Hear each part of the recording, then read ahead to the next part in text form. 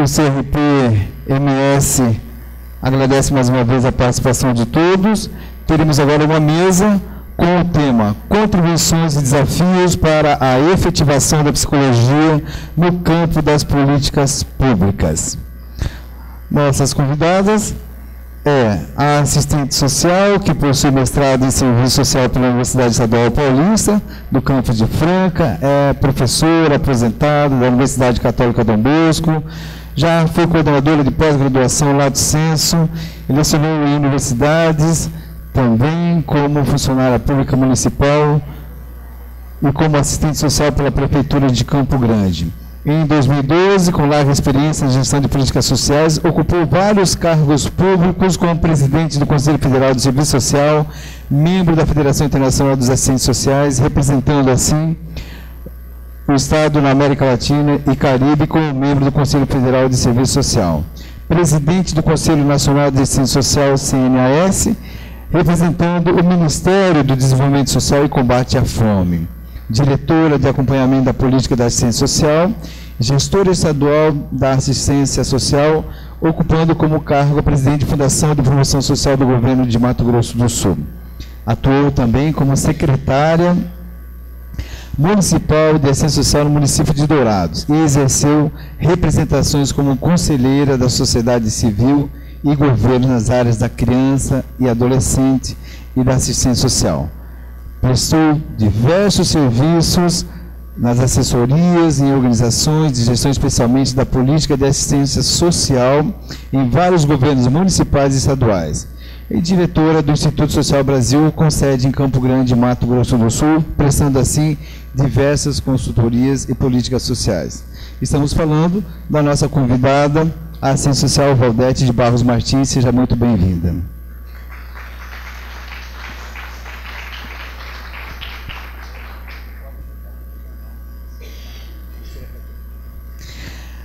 Nossa próxima convidada possui doutorado em Psicologia Social pela PUC, Católica São Paulo. É mestra em Psicologia pela Universidade também da Católica Dom Bosco. Além da graduação em Psicologia nas faculdades católicas do Mato Grosso, autora de diversos livros como Gênero e Políticas Públicas e Gênero e Sentidos do Trabalho Social, professora adjunta do curso de Psicologia da Faculdade de Ciências Humanas da Universidade Federal de Grande Dourados, UFGD, e coordena um grupo de pesquisa. Estamos falando da nossa convidada, psicóloga Jaci Correia Curado. Seja muito bem-vinda. E para coordenar essa mesa, a psicóloga Sueli Martins Viçoso do Amaral, representando o CRP-14-MS. Fiquem à vontade, vamos estar com os seus tempos disponíveis para discorrer sobre os seus temas. A proposta nossa aqui eram 3 pessoas, mas a Cida Mello não pôde vir, mandou um WhatsApp agora que ela não está passando bem. Então nós vamos, a nossa proposta é primeiro começar com a Jaci, depois posteriormente com a Valdete, e aí a gente quer abrir um tempinho para a gente poder debater um pouco, certo? Apresentar algumas questões, se for possível, e a gente poderia até chamar a Maria da Graça para a mesa, se houver essa possibilidade. Eu não sei como está o tempo dela, aí a gente poderia fechar nas 3, concorda, Maria da Graça? Pode ser? Então, perfeito. Eu acho que aí a gente fecharia, né, a fala dela com essa mesa, e aí a gente abriria para um pequeno debate, tá bom? Então, eu vou primeiro passar para Jaci, que vai falar um pouquinho com a gente.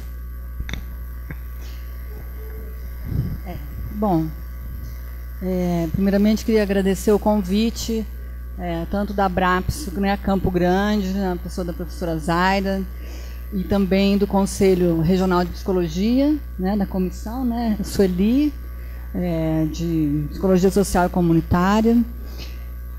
Dizer que, para mim, assim, uma grande felicidade estar aqui nessa mesa com a Valdete, com a Sueli, e estar junto com vocês, pessoas que já trabalhei em vários momentos, né, já tivemos junto em vários outros momentos, e também mais um motivo de felicidade é encontrar aqui vários alunos, ex-alunos, né, da UCDB, que estão hoje envolvidos nas políticas públicas de assistência social, e que tem boas referências aqui da Sueli, que já me falaram que eles são ótimos, né, Sueli?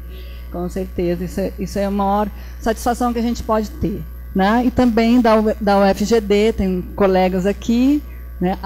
Tem um aluno, né, o Lucas, que é me orientando, e já faço um convite, né, do Conselho de Psicologia, né, e também na Nabraps a gente sempre está fazendo os encontros de 2 em 2 anos, para a gente se aproximar, fazer uma aproximação maior, né? Nós precisamos de vocês lá em Dourados também, na UFGD.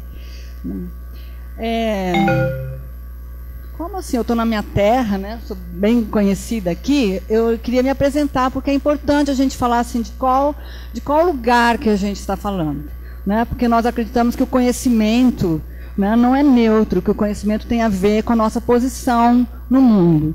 Então, eu fiquei pensando assim, como que eu me apresentaria? Eu achei assim que seria interessante me colocar mais ou menos como um ser híbrido, né? Nessa área. Por quê? Eu acho que eu já tive presente na gestão, né, em vários momentos, né, inclusive, né, com a Sueli no programa de inclusão social, na política pública da mulher, e eu me sinto presente também semanalmente através da supervisão de estágios, né, nas políticas públicas, no CRAS, né, tão em moda hoje em dia, né. Também falo de um lugar, né, dos conselhos, né. Hoje eu tenho utilizado muito as referências do CREPOP, defendo o CREPOP, né, eu acho que ele nos ajuda na formação, né, uma forma que nós da academia, mas também junto com o conselho e os governos, temos que fazer um esforço conjunto para formar nossos profissionais. Então, não vejo as referências também como algo engessado, uma norma que tem que ser seguida, né, de uma forma impensada, mas como uma referência, que talvez tenha que ampliar mais, né, ter outras vozes, outras concepções, mas fortalecer, não jamais fazer alguma redução, né, nessa política que eu acho acertada. E também como militância, né, que eu acho importante hoje, a gente está se posicionando e também fazer a militância, né? Principalmente eu tenho atuado muito na área de gênero e da mulher, né? Tenho feito várias palestras depois do Enem, né? As pessoas têm chamado muito, tenho atuado dentro da UFGD para que a gente possa realmente garantir esse espaço, né? Nunca imaginei que um grupo de vereadores, de deputados pudesse interferir dentro da sala de aula, né? E agora eles querem dizer o que a gente deve ou não falar, né? Eu já falei, pode me levar presa, porque eu não vou deixar de falar de gênero na sala de aula, assim como outras questões. E vai ser ótimo, né? Porque vai ter tanta gente legal, né, presa, né? Eu já conversei com várias amigas, falei, vai estar uma maravilha, porque todas as feministas que eu conheço não vão deixar de falar, seja a lei que for. Então, é importante também a militância, né? Eu tenho visto muitos profissionais hoje falar de temas sociais e de transformação, mas que nunca foi numa passeata, nunca, né, distribuiu um panfleto, nunca se colocou na rua, se jogou, né, ou também nunca teve na gestão. Então, acho que é importante a gente estar ocupando esses espaços, né, e estar dialogando. Então, aqui para falar, eu estou na academia, né, mas eu não estou na academia, né, encastelada numa torre de marfim, né? Por isso eu acho que esse hibridismo é interessante, que faz a gente fazer novas leituras. Mas eu vim aqui falar de contribuições, né, da psicologia social, principalmente, para as políticas públicas, a atuação do psicólogo. Então, eu vou trazer a contribuição do que, assim, mais ou menos há 10 anos, eu tenho aprendido a pensar de uma forma, né? Eu falo, não é de uma hora para outra, a gente vai se tornando também uma construcionista social. Então, eu tenho feito essa leitura da realidade, eu acho que é fantástica, tem mudado muito, né, dá uma liberdade imensa, e eu quero passar um pouco para vocês o que eu tenho lido, estudado, desde 2005, principalmente, né, nessa abordagem da psicologia social. Então, o que eu vou estar trazendo aqui é mais ou menos a abordagem do construcionismo social, do pós-construcionismo, né, muito no Brasil identificado, né, com a Mary Jane Spink, o Peter Spink, todo esse grupo de construcionistas, vários outros, né, Dolores Galindo está aqui na região, tal, a Mariana Prioli, e também da teoria Torrede, que é uma teoria, né, que eu estou também aprendendo, né, já faz uns 4 anos que eu tenho, né, usado a teoria Torrede, mas tenho aprendido, ela é muito complexa, né, de um pensador francês, Bruno Latour, né, que é um grande teórico que tem abalado mesmo as estruturas. Ele realmente desloca totalmente o conhecimento que a gente tem para outras formas, né, de pensar. Né. Então, eu tenho, né, o meu interesse aqui, eu vou ler, né, é trazer referenciais teóricos, metodológicos, que possam dar visibilidade às diferentes maneiras de análise que abalassem a forma hegemônica, cristalizada e reducionista de entender as políticas públicas. Né? Eu tenho aprendido, né, também assim, a gente fala a política pública, né, o SUS, o SUAS, e aí a gente fala assim, mas o que é isso? Né? Então, para mim, hoje eu tenho aprendido a desconstruir essa ideia de que existe uma política pública, né, uma estrutura da política pública é assim, assim, assim. Né? Então, é disso que eu quero falar aqui. O que é uma política pública? Né? São pessoas, né? É a Sueli, para mim é muito a Sueli, na assistência social, aqui é muito da Sueli, né? A Sueli, ela é a própria história, né? A Valdete também, né? São gestores, são beneficiários, usuários, são cadastros e documentos. Né? Eu, na minha pesquisa de doutorado, vi que cadastro ele é central na política da assistência social. Né? Então, tinha, na época, 23 pessoas, eu lembro, que trabalhavam no cadastro. Né? É muito mais do que qualquer área, outra área da assistência social. Então, o cadastro, ele é a política pública, né? Na própria política pública. Documentos também. Né? As pessoas iam lá no CRAS, às vezes pegavam aquele pacotinho de plástico, né? Pessoas andando na chuva e saía, abria lá aquele monte de documento, né? Um kit de documento assim, enorme, né? Falei, tinha até carteira de vacinação de cachorro, sabe? É uma coisa imensa que as pessoas, né, em situação de vulnerabilidade têm que andar, extremamente documentadas, senão elas não são nada e não conseguem nada na política. Então, são cadastros, são documentos, são estatísticas, né? Indicadores, índices, rankings. Né? Hoje, quem está na política sabe, né, que tem que saber, né, trabalhar com índices, o gestor público. Né? Toda a nossa política é baseada em indicadores sociais hoje. Né? Então, tem todo banco de dados de indicadores. Né? A política da pobreza que eu analisei, ela é toda, né, tem mais ou menos mais de 10 indicadores, né, da política da pobreza, tem os índices, né, multidimensional, né, o índice da pobreza humana, tem os índices do IPEA, né, tem uma imensidade de índices, né, e a gente tem que pensar, será que é isso, né, a política pública? Ou também são, né, eu escrevi num artigo, num livro que saiu do nosso grupo, né, sobre a importância das cadeiras com rodinhas, né, nos balcões. O balcão de atendimento, né, era muito semelhante a um balcão de crediário, né, de lojas americanas, pernambucana. Então, isso vai dizendo um pouco, né, dessa política. Né? E era importante ter a rodinha, eu ficava atrás na cadeira de rodinha, porque eu queria acompanhar os atendimentos das pessoas ali. Né? Então, armários, computadores, muitas vezes eu já vi o psicólogo com a necessidade de privatizar o seu espaço, pôr lá um armário, né? E aí põe um rádio, né, ligado. Aí fala, mas por que tem esse rádio? Não, porque ela quer atender ali, né, atrás do armário, mas se não tiver o rádio, o som passa para o outro lado. Né? Então, são formas, né, que a gente vai reinventando. Né? Então, na verdade, o que são políticas públicas? Né?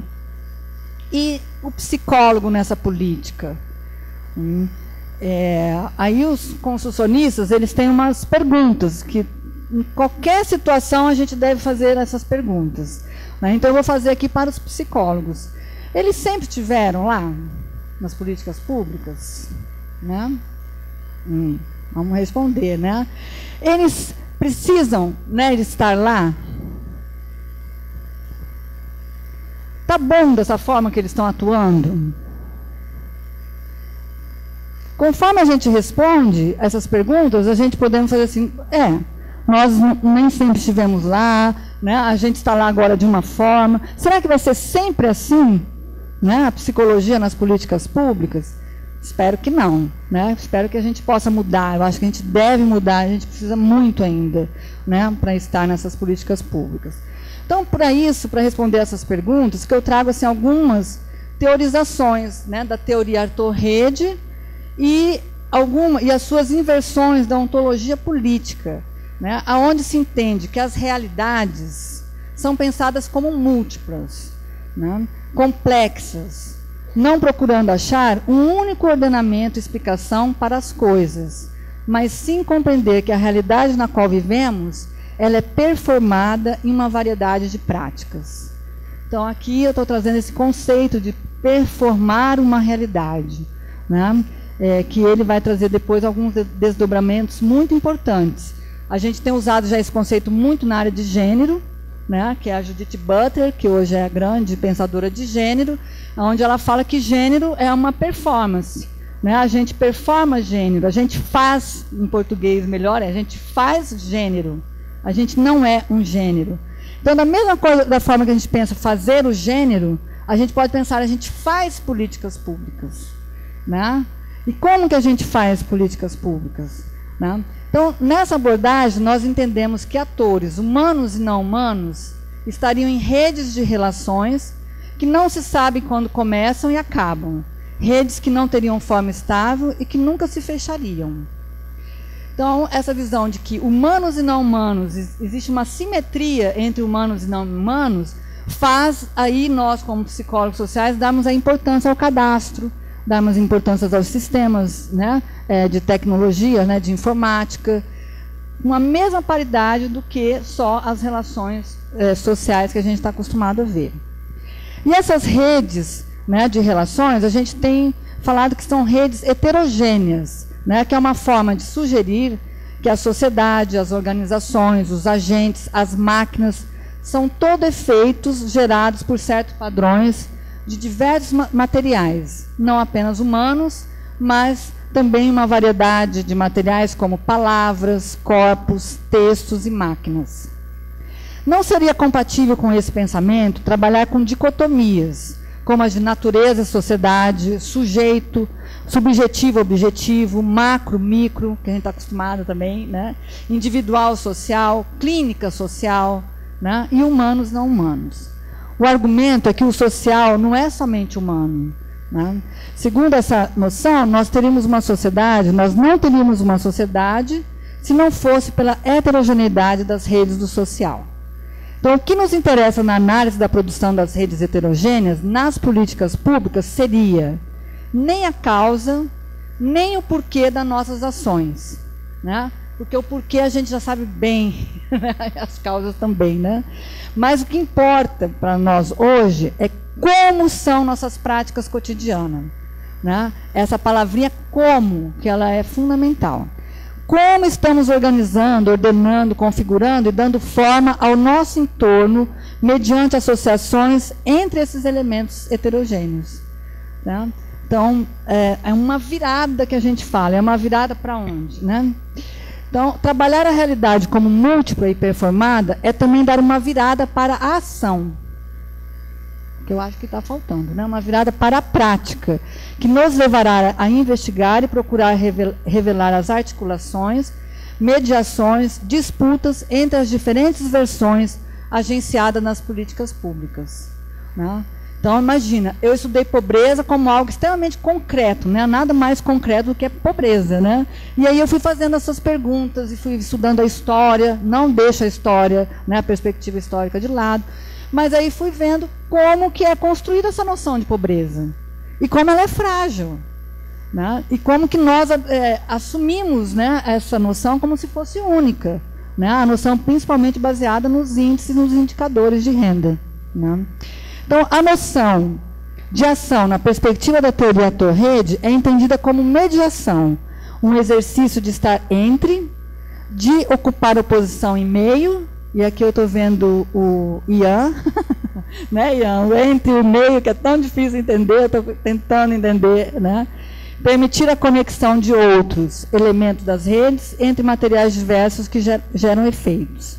O motor principal de uma ação é um conjunto de práticas distribuídas e animadas, a soma das quais poderia realizar-se somente se respeitarmos o papel de mediador de todos os atores mobilizados. Sendo assim, o objetivo do psicólogo nas políticas públicas seria o de compreender de que são feitos e de que ocorre entre a diversidade de elementos que participam da cadeia de mediação desses processos.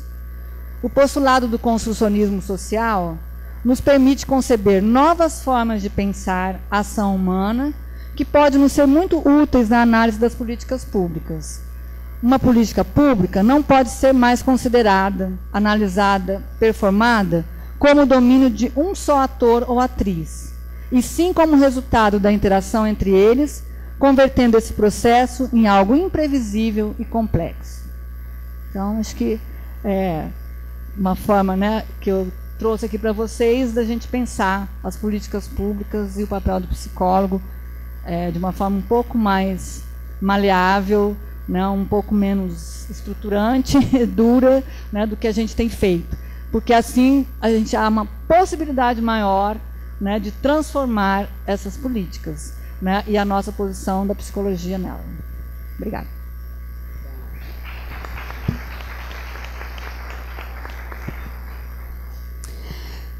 Bom, agora eu vou passar para a professora Valdete, que é mestre em serviço social e é uma defensora, uma lutadora aí, né, há anos da política pública de assistência social. Bom dia a todos e todas. Muito obrigada aí pelo convite, né, ao CRT. Eu queria lembrar aqui, estava lembrando com a Sueli há pouco, que na fundação do CREPOP aqui de Mato Grosso do Sul, Jaci me convidou à época e eu que fiz a palestra de abertura do CREPOP. Então, parabéns para vocês, 10 anos, né? 10 anos que vocês estão, eu acho que o Conselho Federal de Psicologia, os conselhos regionais, criaram esse espaço, que é um espaço importante. Eu também tenho visto como um espaço, tenho acompanhado pela minha inserção, pela minha luta nas políticas públicas, mais especialmente na assistência social, que eu sou uma militante orgânica, né, dessa política, e temos acompanhado e contribuído na construção dessa política no Brasil. E vejo que a presença dos psicólogos nesse período, especialmente após a Constituição, mas especialmente quando nós começamos a ter a regulamentação, né, da assistência social, da própria saúde, das políticas públicas de modo geral, o psicólogo ele vem se inserindo nesse espaço, né, que é um espaço importante, que é um espaço de luta. E o fato de vocês terem um CREPOP num conselho, eu acho que, eu falava isso, contribui muito, porque é um espaço que ele se dedica, especialmente à pesquisa, à construção do conhecimento, a trazer experiências, e isso faz com que a gente tenha um número maior de estudantes, né, que estão aí nos cursos de psicologia, os próprios profissionais e a relação desses profissionais com outros profissionais. Eu acho que isso é fundamental. Nenhuma profissão, por si só, ela vai conseguir completar, né, aquilo que se deve ter, né, no desenvolvimento, no acompanhamento de uma política pública. Eu acho que essa perspectiva da incompletude, ela está muito presente, né, no desenvolvimento tanto da política pública e as profissões que contribuem nesse processo. Então, eu fiz uns slides, mas já estou querendo até abandonar, porque eu estou pretendendo assim, fazer uma fala rápida, que nem a Jaci, eu deixo aí para vocês, porque a gente que é professora, né, gosta de falar bastante, faz um monte de slides bonito, pensa na hora de falar. Agora aqui eu já falei, acho que eu já vou lá no final depois, mas a gente deixa para uma oportunidade de vocês terem, enfim, salvar, dar uma olhada. Mas o que eu pensei em falar aqui um pouco é assim, qual a contribuição do psicólogo para a política pública? Então, a primeira coisa que eu entendo, e a Jaci até já falou isso, é que nós temos que entender qual o conceito de política pública que eu tenho. Quem faz essa política pública? Quem constrói essa política pública? Como que ela se dá lá no cotidiano das pessoas que vão em busca dessa política pública, né? Então, eu acredito que, e aí, partindo desse conceito, a política pública, ela é política de todos, para todos. Quer dizer, a construção de uma política pública não seria possível se não houvesse o envolvimento de todas as pessoas, né? Especialmente agora, nessa década, nesses últimos anos que nós temos vivido, a chamada redemocratização do Estado brasileiro, é que nós conseguimos ter, né, a possibilidade, especialmente enquanto profissionais, enquanto trabalhadores e trabalhadoras das políticas públicas, de contribuir, né, com a construção dessa política, com a crítica para a construção dessa política. Então, as profissões são fundamentais. Os conselhos, enfim, as organizações dos profissionais, elas são fundamentais nesse contexto. Eu não vejo hoje a construção de uma política pública, a aprovação dessa política num dado conselho, a aprovação dessa política, né, por um parlamento, se não houver a participação de muitas pessoas que atuam, que desenvolvem as políticas sociais. E por isso, eu acredito que um espaço que vocês têm, que é o CREPOP, é uma oportunidade. É uma oportunidade de vocês construírem conhecimento, construírem argumentos, construírem a possibilidade de alterar essa política pública, não só do ponto de vista legal, mas do ponto de vista da intervenção profissional, que acho que esse é o fundamental.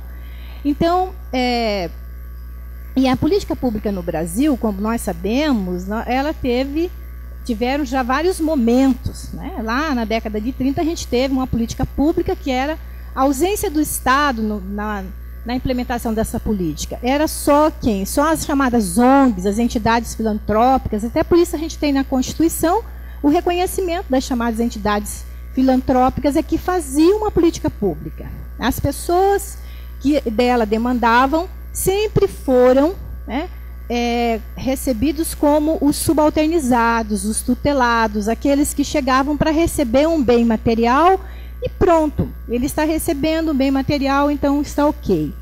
Então, isso perdurou por muito tempo.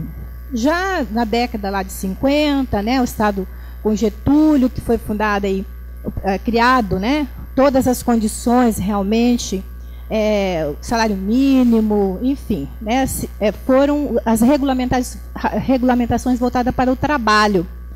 Então, naquele período, o trabalhador, ele também ainda não tinha uma participação efetiva. Ele recebia alguns direitos, porque ele era um trabalhador assalariado, né, ele recebia alguns direitos por ser um trabalhador assalariado. E os outros cidadãos, outras pessoas, continuavam sendo, né, recebendo o atendimento do Estado, né, como ainda uma ajuda, né. Por isso a gente tem ainda muita confusão entre assistencialismo e assistência social, que são três coisas diferentes, né? Assistencialismo e assistência social são três coisas diferentes. Então, esse cidadão, essa cidadã, essas pessoas continuavam recebendo, né, ajuda, não um reconhecimento enquanto direito.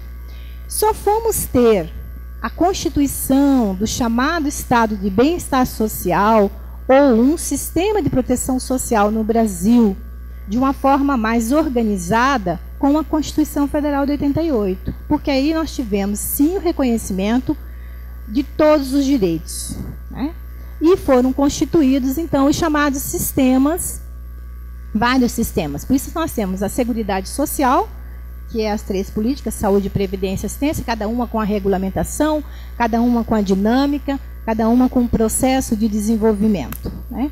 E outras políticas públicas que fazem parte desse sistema de proteção social brasileiro, né, que não está na Seguridade Social, mas são políticas públicas, a educação, a habitação, enfim, né, todas as políticas que nós temos. Então, o que nós temos hoje enquanto formato de política pública no Brasil? Então, nós temos um Estado de proteção social amplo, né, que reconhece direitos, né? Então, nós temos um reconhecimento, a grande maioria dos direitos tido como direitos universais, né? A Seguridade, ela tem o princípio da universalidade, mas como bem lembrou a professora que me antecedeu, no caso da assistência social, nós ainda temos, né, a questão da seletividade, que é realmente acolher aquelas pessoas, né, alcançar o direito daquelas pessoas que estão numa situação de vulnerabilidade, de pobreza, né?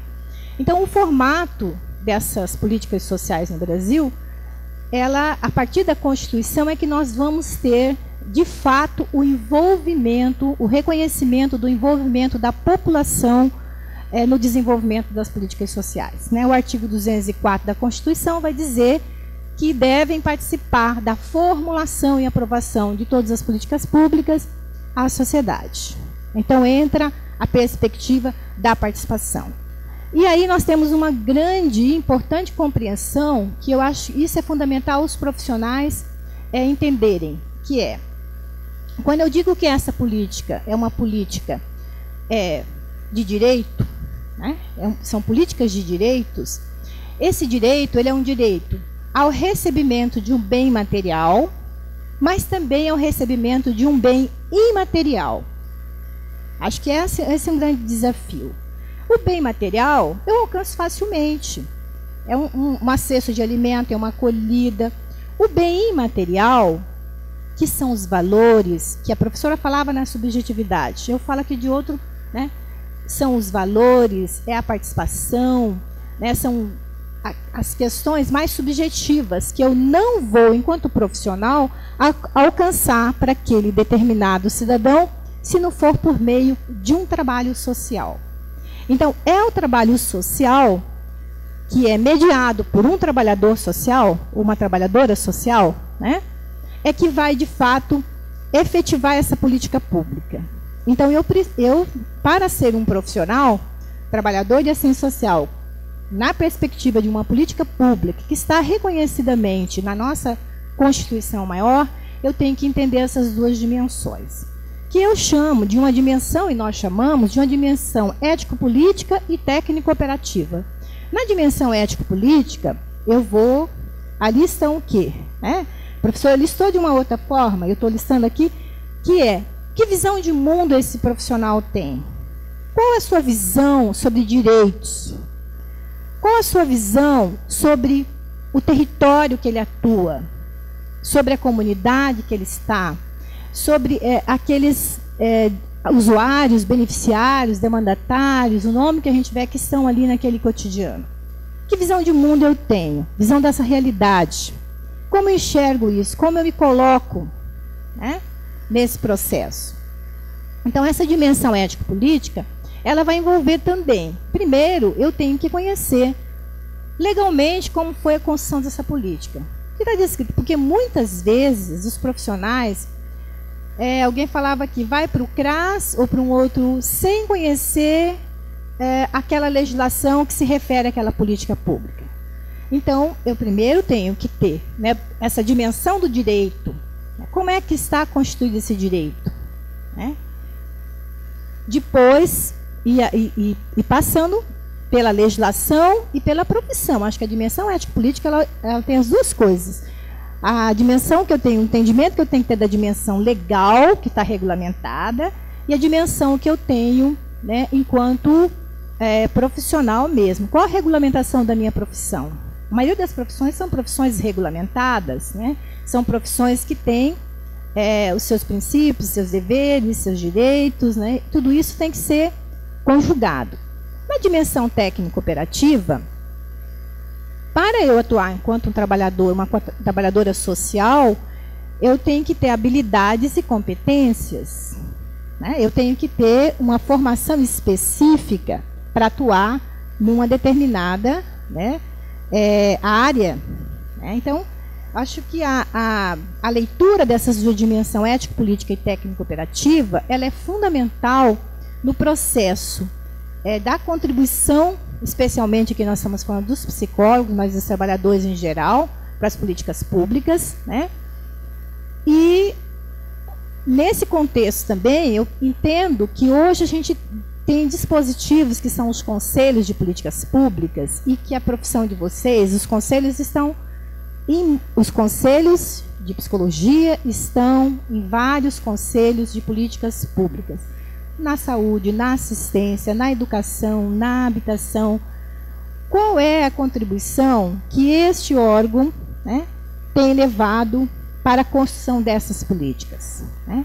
Então, isso é importante a gente refletir. Qual a postura que esse representante tem quando ele tem um conselho de política pública, representando a sua categoria? Como isso tem sido tratado? Isso é importante porque eu digo para vocês, eu, assim, na minha história profissional, eu fui conselheira do CONANDA, 2 gestões, conselheira do CNAS, enfim, andei por esses conselhos nacionais, estaduais, municipais, muitas gestões. Então, o que eu percebo muitas vezes, aqui estou fazendo uma avaliação minha, né, aqui da minha experiência, é que os profissionais, muitas vezes, vão representar as suas categorias no conselho sem o entendimento dessas dimensões. A ética política e a técnica operativa. Como que isso se dá lá na hora? Porque o voto desse conselheiro vai contribuir, ou conselheira, vai contribuir para a formulação dessa política, para a aprovação, para alterar ou não a realidade dessa política.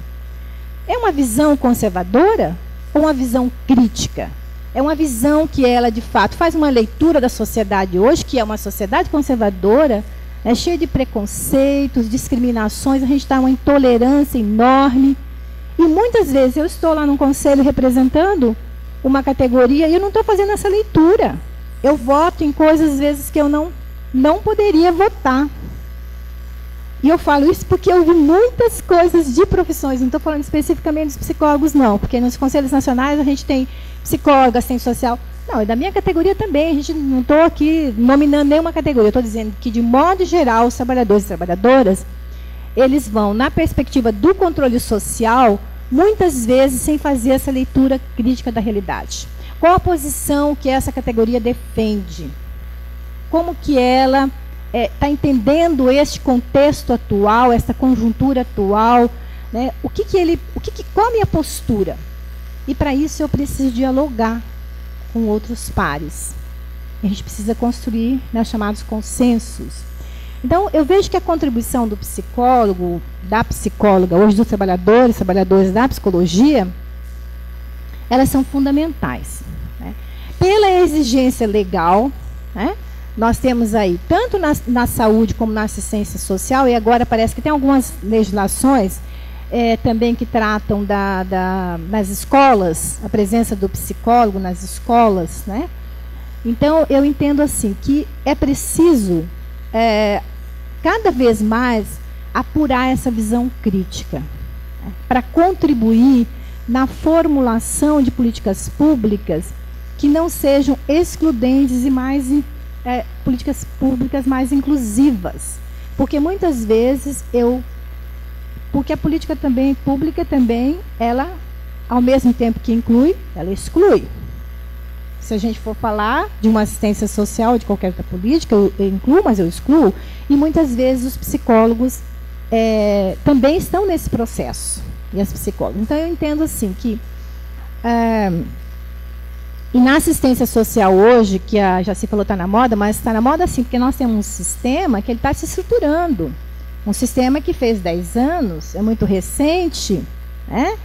Então, eu acho que essa leitura que nós temos que reforçar é exatamente dessa dimensão chamada imaterial, né? A dimensão material, ela é mais fácil de tratar. Eu não preciso, muitas vezes, de um profissional, até nem devo ter um profissional para mediar, às vezes, um bem material. Mas os bens imateriais, com certeza eu preciso da mediação, né, dessa dimensão técnica, política e ética cooperativa, muito bem tratadas, para esse profissional poder contribuir, né, com o desenvolvimento dessa política. E os desafios, eu acho que já foram colocados aqui. Nós temos tantos desafios e eles são...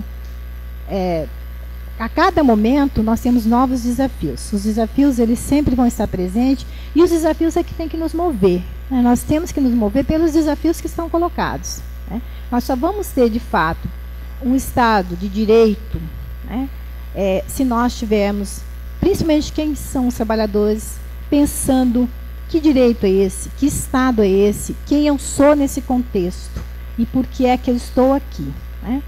Então, acho que é isso, né? Vou agradecer, porque o senhor já me passou um bilhetinho e a gente quer ouvir vocês também. Muito obrigada.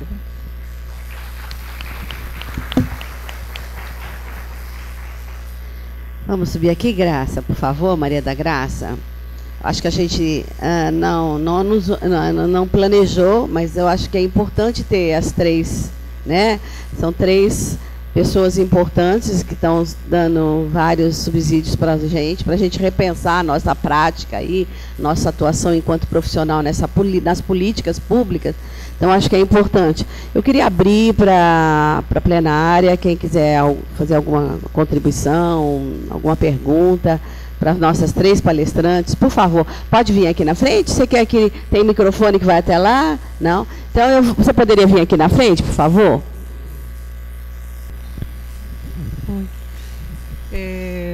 Eu não sei se eu entendi muito bem, queria fazer a pergunta para a Jaci, né?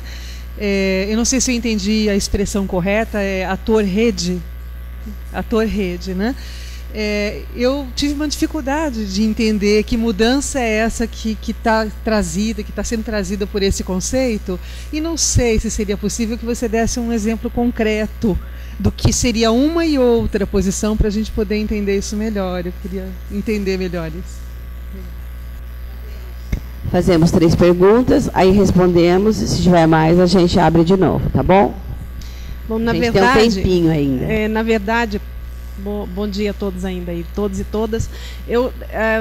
Não é bem uma pergunta, eu queria fazer uma observação e talvez até ouvir as impressões aí dos participantes. Porque a gente está falando aqui dentro de um seminário de políticas públicas. Ontem nós tivemos um debate muito interessante sobre a participação das psicólogas e psicólogos em conselhos de direitos, mas eu tenho, assim, já há algum tempo me sentindo, eu venho, vamos dizer assim, observando que a gente cresceu bastante nesse aspecto, mas que a gente ainda mantém uma distância muito significativa entre psicólogas e psicólogos e conselhos de psicologia, e a participação efetiva desses profissionais e de estudantes de psicologia na política da profissão, não política partidária, nessa construção. Então, na verdade, eu queria trazer assim, um pouco de uma provocação, porque quando a gente fala do CREPOP, que está fazendo 10 anos, a gente tem muito a comemorar. Mas eu também não sei se vocês sabem que há 2 anos o CREPOP vem sendo desconstruído, né? Está parado por uma gestão que eu particularmente me sinto enganada, né, pela forma como foi apresentado, e aí a gente se questiona, o que a gente está fazendo em relação a isso? Né? O que as psicólogas e psicólogos brasileiros têm observado em relação ao exercício da política profissional e como é que pode interferir nisso? Porque, de alguma forma, o que a gente está vendo é a desconstrução de questões que foram extremamente importantes para a psicologia. Né? E o que a gente tem hoje é uma desconstrução da participação social em conselhos de direitos, que a gente já perdeu espaço em inúmeros deles, da participação em relação à inexistência do CREPOP por mais de 2 anos e que, graças às pressões de alguns conselhos regionais, a gente tem conseguido, né, manter o debate, pelo menos, mas, assim, trazer uma indagação para a mesa para todo mundo. O que a gente pode fazer, efetivamente, para que tudo que foi construído ao longo do tempo não seja desconstruído de uma maneira absolutamente irresponsável, eu diria. Né? Porque, afinal de contas, não é um projeto individual, é um projeto de uma profissão que a gente precisa cuidar. Né? É isso.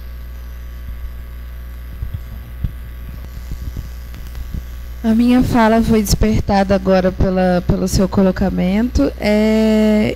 Bom, vocês são todas muito importantes aí, pensadoras de peso. E agora me vem um pouco da responsabilidade do psicólogo em se colocar diante, por exemplo, dessas últimas questões.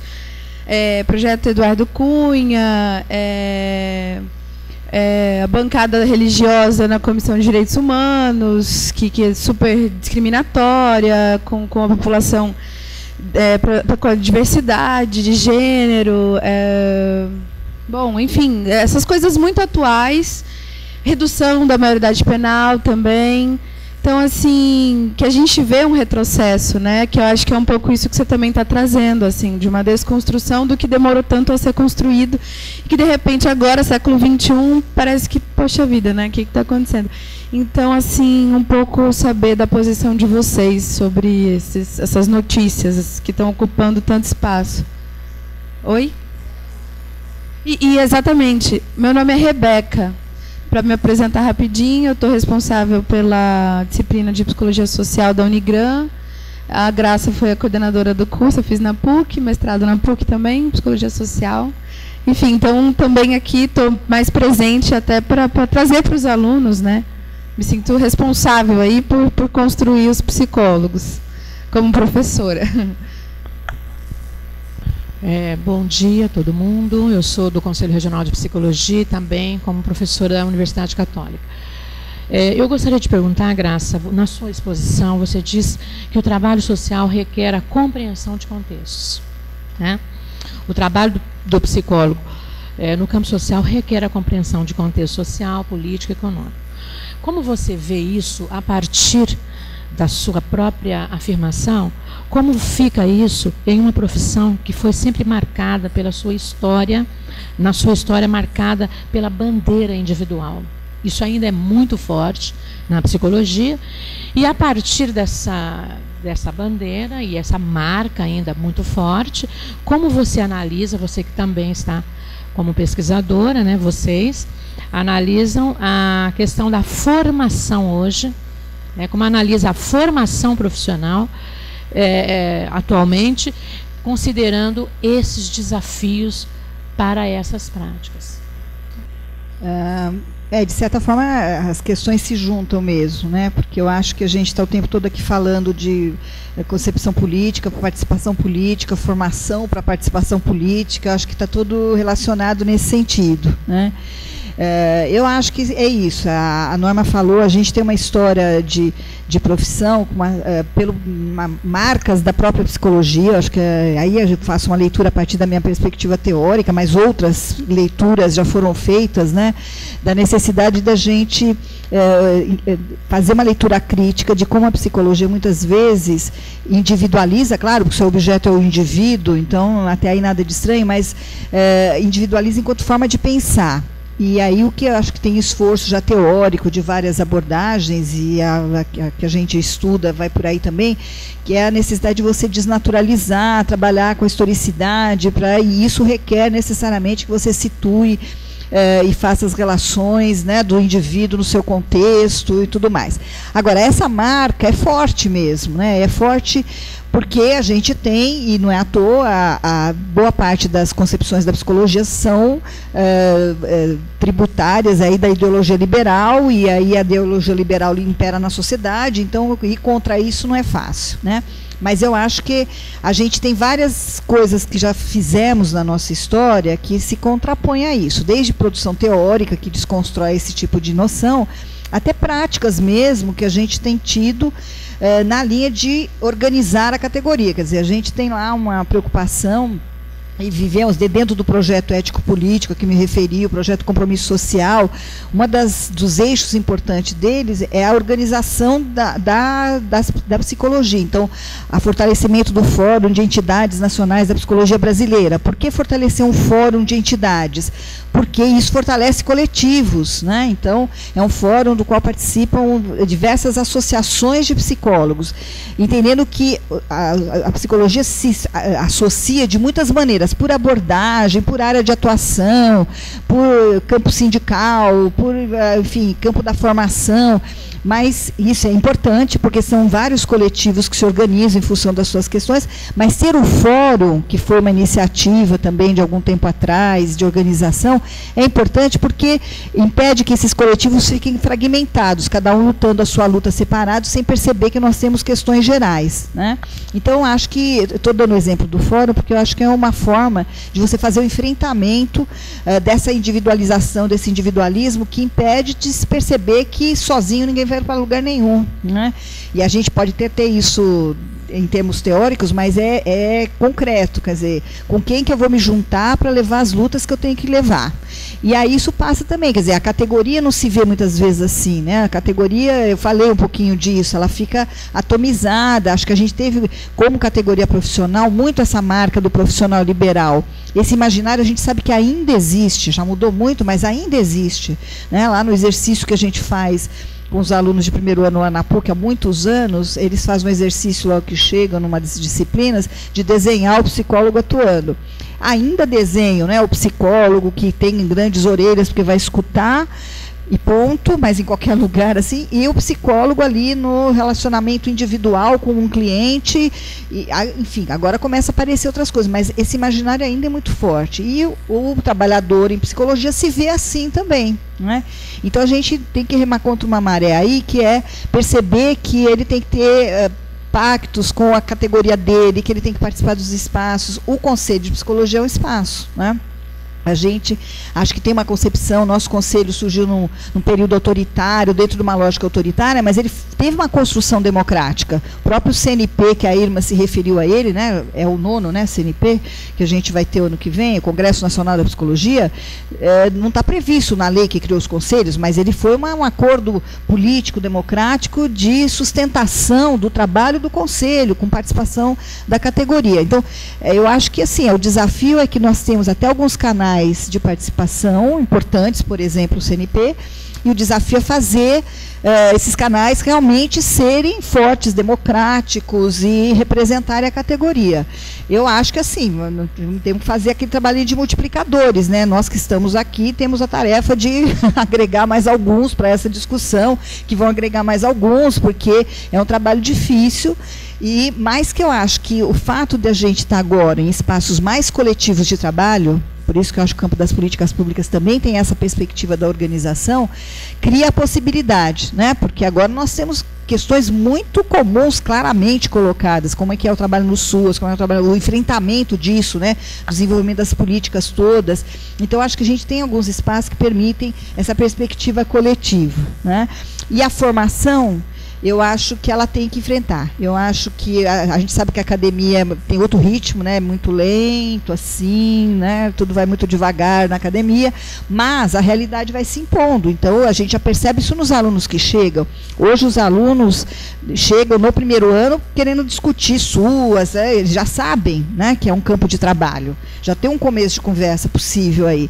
Algum tempo atrás, eles iam ouvir falar disso lá no último ano. Agora não, agora eles chegam falando disso. Então, isso empurra quem está na academia para repensar a formação, né? A gente está vendo crescer os espaços de disciplinas, de estágios, de núcleos que tem como foco o campo das políticas públicas, e aí eu acho que é legal pensar que algum tempo, a gente faz muito tempo que a gente tem estágios e a formação pensando atuação no SUS, nas políticas públicas, mas é mais recente a proposta de pensar o campo na formação, que isso também tem a ver com saber fazer análise das questões mais gerais. Então, a gente não pode se eximir de estar discutindo o que politicamente está acontecendo hoje, quer dizer, a questão da redução da maioridade penal, quer dizer, tem lá toda uma mobilização, porque isso é o nosso objeto, nós sabemos falar de desenvolvimento, nós sabemos falar quem é a criança e o adolescente, nós sabemos falar, assim, com conteúdo, com propriedade, o que significa a redução da maioridade penal. Então, acho que assim, esses debates têm que ir para dentro da academia e isso tem que preparar alunos e depois profissionais para se fazerem presente nessas questões. O Estatuto da Família, se a gente for ver, todos eles, a gente tem o que dizer, não só como cidadão, que não é pouco, mas o cidadão que tem uma informação qualificada. Eu acho que para a formação tem esse desafio também. E acredito que, assim, a gente, aumentando esses espaços de reflexão sobre as políticas públicas, a gente incide também sobre a formação, né? A ABEP está lá, como a Associação de Ensino de Psicologia, sempre tentando fazer essas pontes. O CREPOP tem uma das propostas do CREPOP, é fazer articulação com a academia, é interferir na formação também, na pesquisa. Então, eu acho que a gente até já tem bastante instrumentos. Eu acho que falta aí a gente garantir o engajamento e enfrentar o desafio de fazer isso crescer.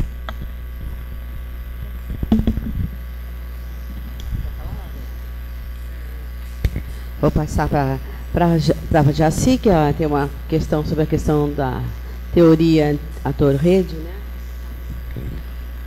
né? Primeiro dizer assim, que a teoria ator-rede não é uma teoria especificamente da psicologia, né? Ela tem sido usada em vários campos de conhecimento. Tá? É uma forma de ver o mundo, né? Então, o Bruno Latour tem um livro que chama Jamais Somos Modernos, né? Então, é uma forma de agregar o social, não como algo que, né, se ajunta né, com atores, né, porque a gente tem muita visão de rede social essa, né, então vamos juntar os parceiros todos, que é uma rede, né. A teoria ator-rede, ela não está preocupada no que se ajunta, mas sim no cimento que ajunta esses atores, sabe? Então é por isso que é o entre-meio, é o entre. A gente está preocupado em como que essas associações são feitas, né? E aí a gente vai entender os fenômenos a partir desse tipo de agrupamento. Ele tem um livro que explica a teoria ator-rede, que é Reassemblar o Social, né? Então, é como que a gente vai ajuntar, né, isso que a gente está chamando de social, né? Então, dá uma maleabilidade maior, né, da gente entender até dessas relações, né, de como as coisas são ajuntadas. Porque a gente tem um pensamento muito assim, olha, então, né, as redes sociais, né, é o conselho, é a faculdade, é isso. Mas a gente tenta falar assim, então é a universidade, a academia, o conselho, né, e as políticas, né, o governo, a gestão. Mas é interessante ver como que a gente se relaciona, como é que essas coisas, né, acontecem, sabe? Eu acho que a importância da teoria ator-rede é essa mobilidade, é só essa flexibilidade maior, né? E por isso que a gente tem que estar focado na ação, porque esse ajuntamento, né, ele se dá na ação, né? Então, por isso que a gente fala que não são só as estruturas, né, que a gente está acostumado, são importantes e tudo, mas como que essas estruturas da sociedade, né, elas se associam, tá? Então, vou dar um exemplo aqui da política que eu estudei, né, que é de enfrentamento à pobreza, né? Então, a primeira coisa que a gente fala, né, eu fui para essa política, já era convencida, né, do programa Bolsa Família. Então, mas a primeira coisa que eu fui ter que questionar era o que era pobreza, né? Eu fui conhecer o que é isso. E nessa política, quando eu falei assim de inversão ontológica, é que a gente tem que questionar assim, nós não acreditamos que tem uma verdade única. Existem versões, né? Versões que a gente tem que conhecer. A gente usa muito dos discursos para conhecer essas versões da realidade. Então eu fui ver as versões sobre pobreza que existem, são inúmeras versões. E qual versão que está ganhando hoje? Qual é que a gente assume hoje? Né? Porque o Bruno Latour, ele ia estudar os laboratórios, ele ia dizer assim, qual que é a versão que venceu, né, de um produto, por exemplo, para ele ser vendido, né? Se um chip é escolhido, vários outros foram descartados. E nem sempre o escolhido é aquele que foi melhor, né? E a gente fala isso da história também, né? A gente conta a história e quem teve mais vínculos, mais poder de contar a história. Mas quantos foram descartados? Então, na pobreza também. Se hoje a gente chama pobreza de alguma coisa, a gente tem que entender que isso é uma noção que nós construímos, estamos chamando, mas não é que ela existe, né? Porque você falar que o pobre, né, é aquele que ganha até R$140 per capita e o miserável até R$70, você também está falando que quando a pessoa ganha R$80 per capita, ela não é mais miserável. E quando ela ganha R$150, ela também não é mais pobre. E por isso a gente pode comemorar que a gente está, né, extinguindo a pobreza, exterminando a pobreza, e que o Brasil virou um país de classe média nesses últimos anos. A gente acredita nisso? Né? Então, essas teorias fazem de uma forma como a gente vai questionar. Bom, mas essa é a versão do governo, do Banco Mundial, do PNUD, nem do PNUD né? Essa versão nem do PNUD tem uma visão mais ampla de pobreza. É da psicologia social? Também não, né? Cadê a questão da cidadania, do acesso aos serviços, vários outros fatores que a gente pode pensar que a pessoa seja inserida, incluída na sociedade. Tá? Então, ela dá uma maleabilidade bem maior. Eu estou falando que eu estou aprendendo ainda a pensar assim, porque a gente acredita tanto nas coisas, sabe?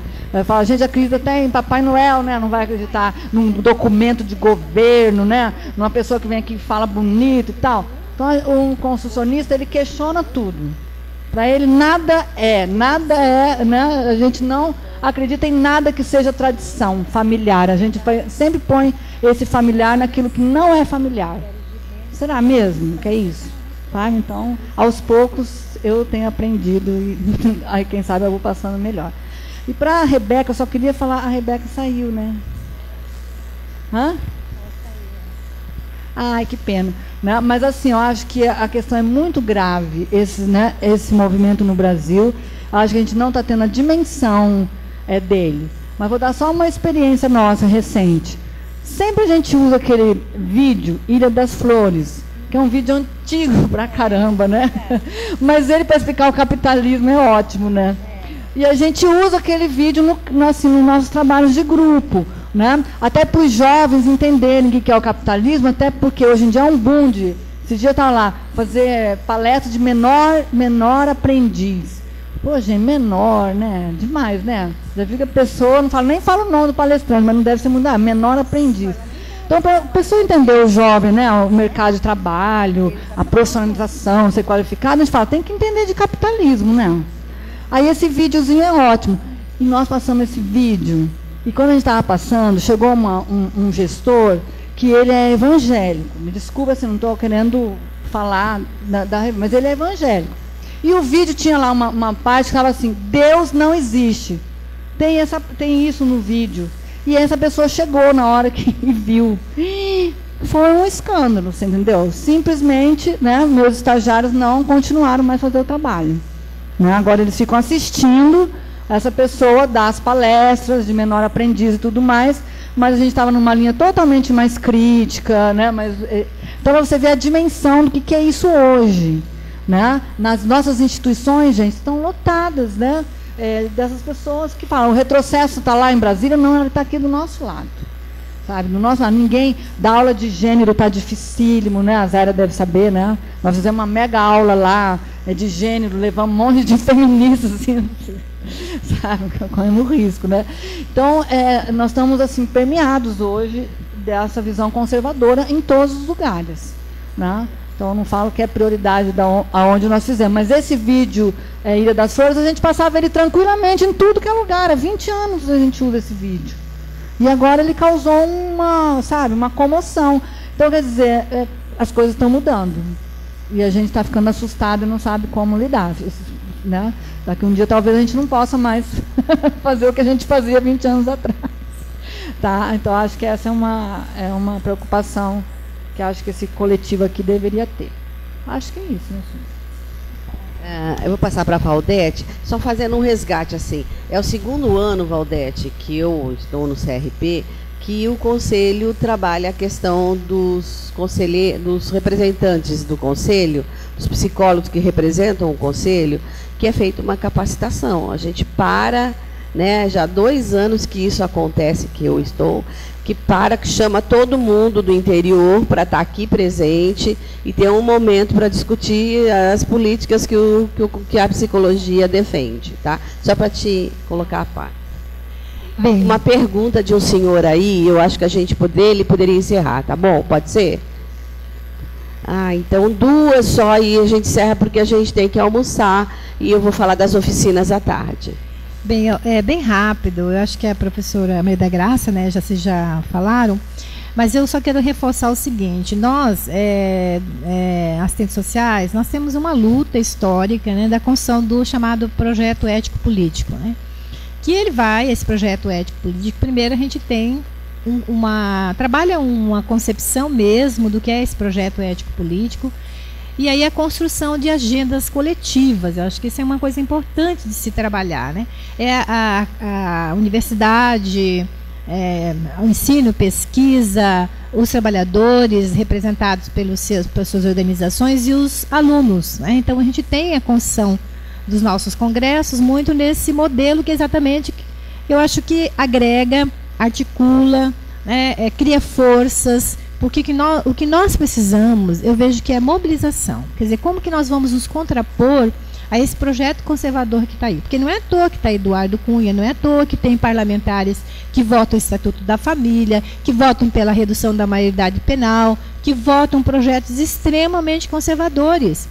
E também nós temos que entender que na universidade também a gente tem gente conservadora. Nós não temos só gente, né, na psicologia, no serviço social, só tem bambambam que tenha, né, que está aí, né, com a dialética, a crítica. Não, nós temos também, porque nós somos, quem nós somos? Nós somos essa sociedade.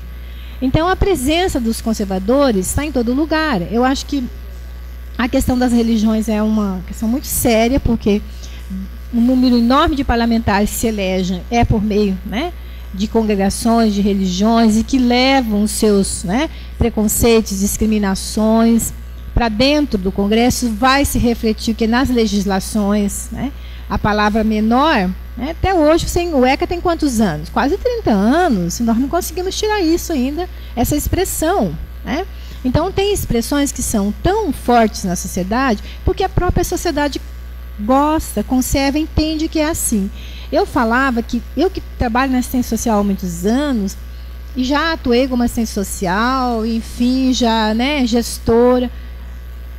E está aqui o Edmilson, acho que vai perguntar alguma coisa, que também é gestor e trabalha e conhece a de Carapó.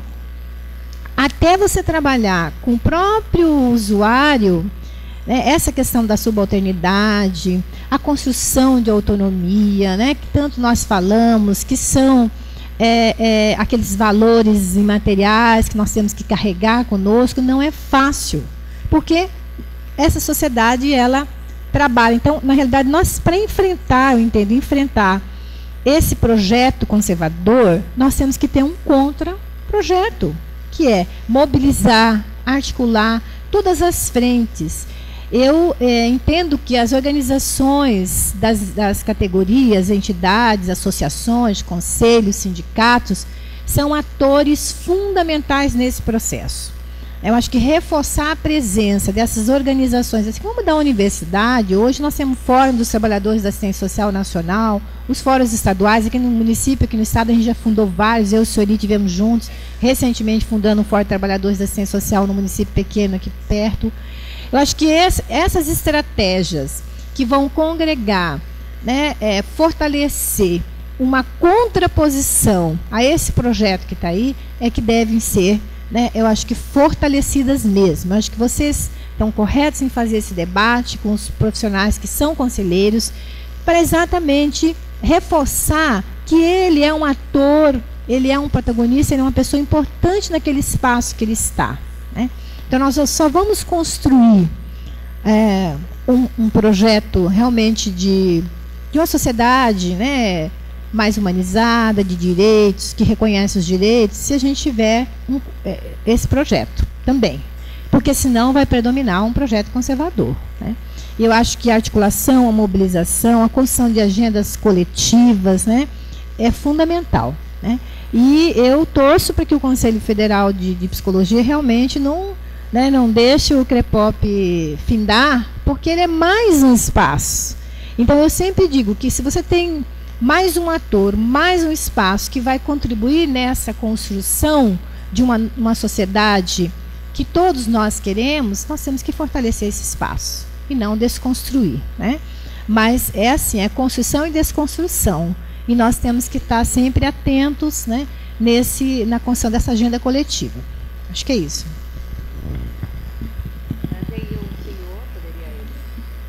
Tem o senhor e a senhora ali loira, e aí encerramos, tá bom, gente? Por favor. Bom dia, meu nome é José... Não tem três, tá bom? Desculpa. Tá. Meu nome é José Emilson e eu quero sou de Carapó, e a pergunta é a seguinte: eu estou há quase 20 anos trabalhando em prefeitura, e hoje nós estamos no estágio. Os municípios reclamam, falam, né, que os recursos estão pouco, que as dificuldades estão grandes. E o quadro atual é o seguinte, sobre direitos sociais, que eu queria um comentário de vocês, né? Então está lá na Constituição vários direitos assegurados. E hoje o profissional de psicologia, ou de serviço social, ou de qualquer área que trabalha na assistência social, vai lá, estuda, conhece aquela família, vê as necessidades materiais e imateriais, e muitas vezes, para que esse direito seja assegurado, tem que partir para a justiça, tem que ser na marra. Está desse jeito hoje, né? Tem que... E aí nós, profissionais que estamos aí atuando, lá nas prefeituras, CRAS, CREAS, estamos assim diante dessa nova realidade, né? Porque aí o juiz em município pequeno não tem equipe técnica para ficar correndo e vendo as situações. E aí cobra-se dos profissionais que estão lá, apareceres e etc. Então, esse é o quadro. Muitas vezes, e para o prefeito, até que é interessante mesmo que vá para a justiça, né? Porque aí ele vai continuar selecionando, porque não tem dinheiro para atender todas as necessidades materiais. E aí, eu queria ouvir um pouco nesse contexto, nós que estamos aí, essa é a realidade hoje. Eu queria um comentário, principalmente da professora e da Valdete, sobre essa questão aí.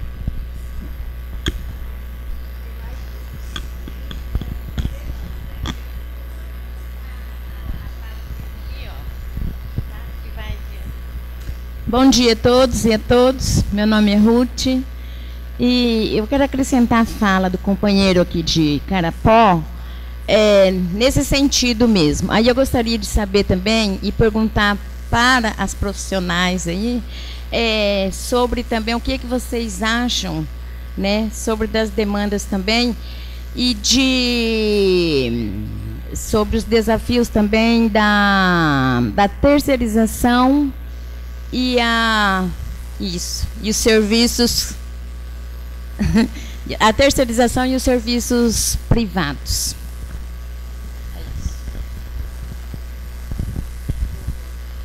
Bom dia a todas e todos. Eu sou estudante de psicologia da UFGD, do 2º ano.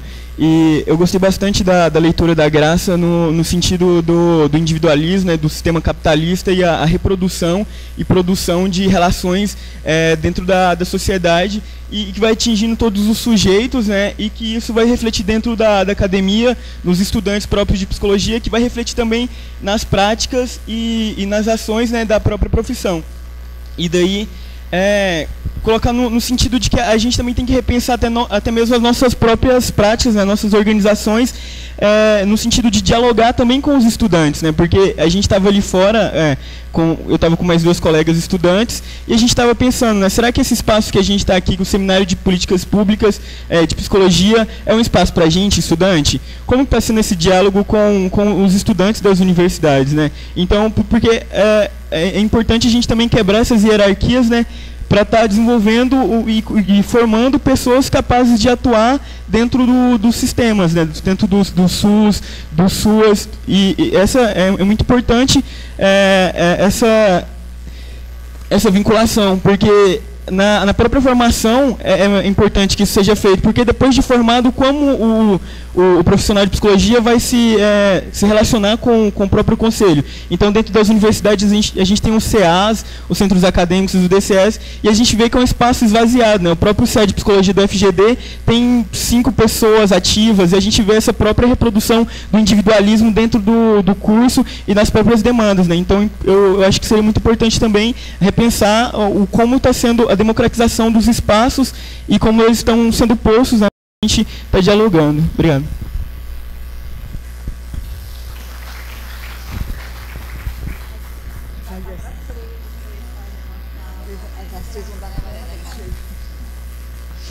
Então, eu também aqui, ouvindo as 3 questões, eu, sem querer ficar parecendo samba de uma nota só, mas é assim, eu acho que eu tenho ouvido nos debates mais esses últimos tempos que eu tenho participado, uma noção que fazia tempo que a gente não falava claramente dela, e quando lá na década de 70, quando eu era estudante, a gente falava muito, e agora a gente está falando assim, a gente precisa fazer trabalho de base, né? A gente não falava mais essa expressão, parece que já estava dado, né? O trabalho de base já foi feito, a gente conquistou algumas coisas, a gente ficou cuidando das coisas que conquistou, na verdade foi isso, né? Então acho que a gente viveu a gente, que eu digo assim, minha geração, ou as gerações logo seguintes, né? Então, assim, uma certa luta que a gente fez para conquistar espaços de participação, e aí a gente precisou participar daqueles espaços, e o trabalho de base acho que foi ficando para trás. E o que a gente está assistindo agora é assim, aquela história de cuidar da democracia, né? A democracia ainda é fraquinha. E a gente precisa cuidar dela. E cuidar dela passa por voltar a fazer trabalho de base, fazer de novo, que, se a gente parou. Claro que não paramos todos, a gente está vendo os movimentos por aí que estão se manifestando, e movimento só vai para frente quando tem trabalho de base. Eu acho que isso cabe para as nossas situações de estudante, de profissional, com as suas entidades, né? Tem que, eu também, aqui repetindo um amigo meu, né, tem que criar intimidade com as pessoas, né, para poder as pessoas fazerem junto. E esse criar intimidade requer esse trabalhinho assim mesmo, que você vai lá conversar, falar, então, companheiro, sabe como é que é? E assim, a gente acho que não tem feito exatamente isso, né? e acho que os movimentos que têm dado certo, que são fortes, eles fazem isso. Então, eu estou dizendo que a gente tem espaços e eles estão esvaziados, num certo sentido. Mas, por exemplo, o FEMP, que eu me referi, uma das entidades que participa do FEMP é o CONEP. Mas às vezes vai, às vezes não vai, né? Assim como as outras entidades também têm as suas dificuldades. E eu acho que é isso. Eu não sei outra saída que não seja a gente buscar os nossos coletivos, entendeu? E termos projetos coletivos e fazer o enfrentamento das questões coletivamente. Não tem outra alternativa, mesmo quando eu estou lá numa prefeitura que não tem a condição de resolver. É isso, não tem mesmo. E aí você sabe que ter a condição de resolver os problemas depende de direção política, depende de onde vão os recursos, depende de conquistar o recurso, depende de muita coisa. Agora, a gente não consegue sozinho, né? Então tem que, no cotidiano, ir achando quais são os espaços para fazer o que tem que fazer, mas também para criar possibilidade de produzir coletivos, de fazer o trabalho, de ganhar mais gente para o processo. Por isso que eu falei lá na minha fala, né? Que é um trabalho de militância. Não tem outro jeito, porque é o trabalhador que não tem a condição, e aí o Ministério Público, a Justiça manda fazer, e você está lá num trabalho, aí você tem que fazer outra coisa, e aí não tem, aí você tem um enfrentamento com o prefeito, aí você tem a questão da gestão, que a companheira ali colocou, da terceirização, porque é uma outra política. A gente tem que perceber que são disputas, né? Quem vem com a proposta da terceirização é uma outra lógica. Agora, às vezes, você não tem saída. Como é que você lida com isso? Né? Como é que você... A gente sabe que tem outros setores que discutem a questão da terceirização de várias formas, né? Tem alguns porque querem entregar mesmo e acham que não é obrigação do Estado. Outros porque, de repente, não tem alternativa a curto prazo para algumas situações.